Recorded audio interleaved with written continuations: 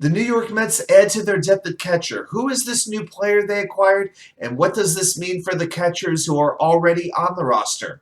Let's talk about it.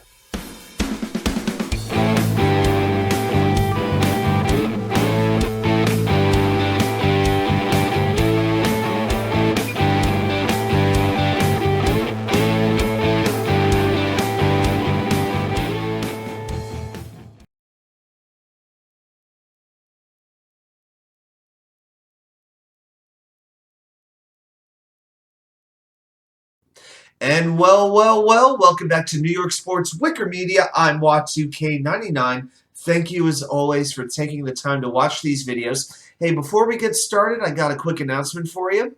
Next Wednesday, December 21st, I'll be on my usual show, Wacky Wednesday with Jeremy and Adam, on the Jets Chaos channel. And for Super Chats, I will be eating oversized slices of pizza. I'm going to be getting a big 28-inch pizza from Benny's. It is such a huge pizza that one slice of their pizza is the equivalent of getting 2 slices almost anywhere else. So for every $100 donated, I will eat 1 slice of pizza. So if you want to see me just stuff my face and torture myself, basically, come join us at the Jets Chaos channel Wednesday night, 10 p.m., and hey, if you want to see me torture myself, you can watch it.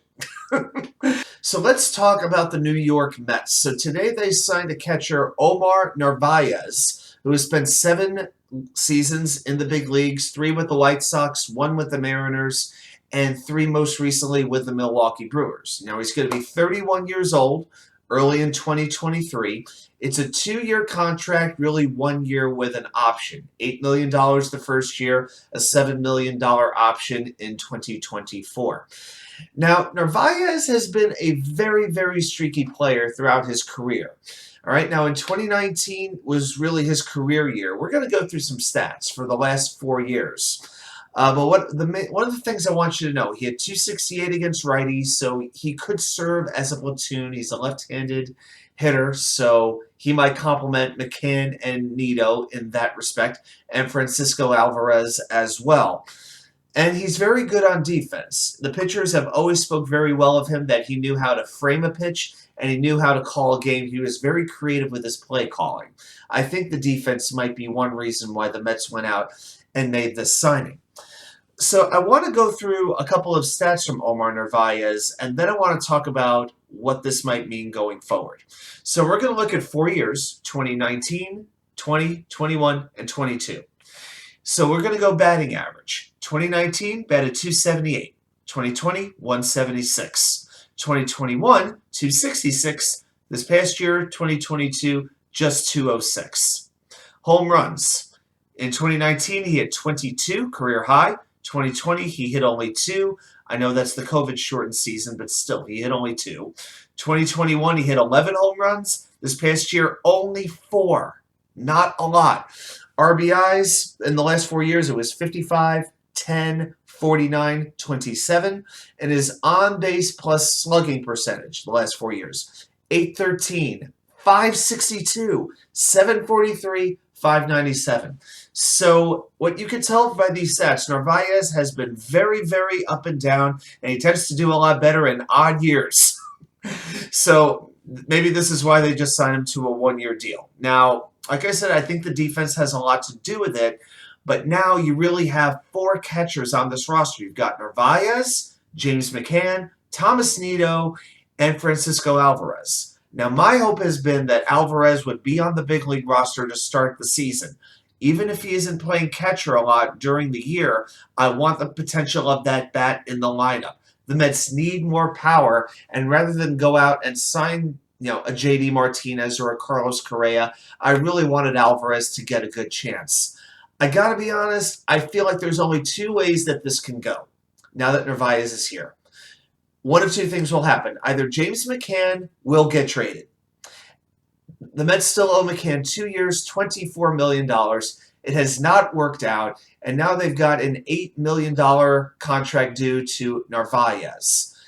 I don't see how you could pay $20 million this year to those 2 catchers. To me, it just doesn't make sense at all.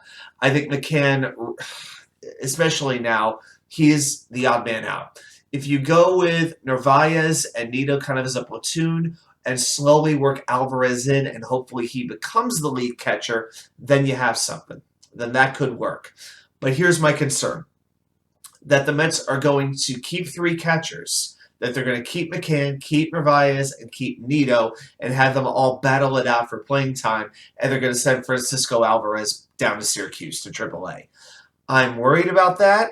I think they would use the excuse of, well, he needs to get more polished. He has to improve his defense and get that down. We just want to make sure he's ready to go. This is a team that's ready to win now. And to me, this is not a situation where you have low-ceiling players occupying playing time. You know, especially a catcher, when you have a prospect who has been widely considered probably the best prospect in baseball, and to start him in AAA, if that's what it comes to, it would really, really bother me.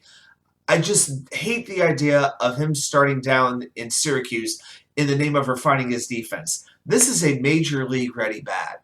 And to me, this is a bat that should be hitting 6th or 7th in the lineup come late March when the season opens. I really hope Alvarez gets every chance in the world to earn a roster spot. And if it's Omar Narvaez that costs him his roster spot, well, something is seriously, seriously screwed up. So those are my thoughts right now as far as Omar Narvaez go. So I want to hear your thoughts. What do you think of this signing? And who do you think are going to be the catchers on the Mets opening day roster? Let me know your thoughts. Thank you very much for watching, and I'm going to see you back here with more content from you know where? The Wicker Chair.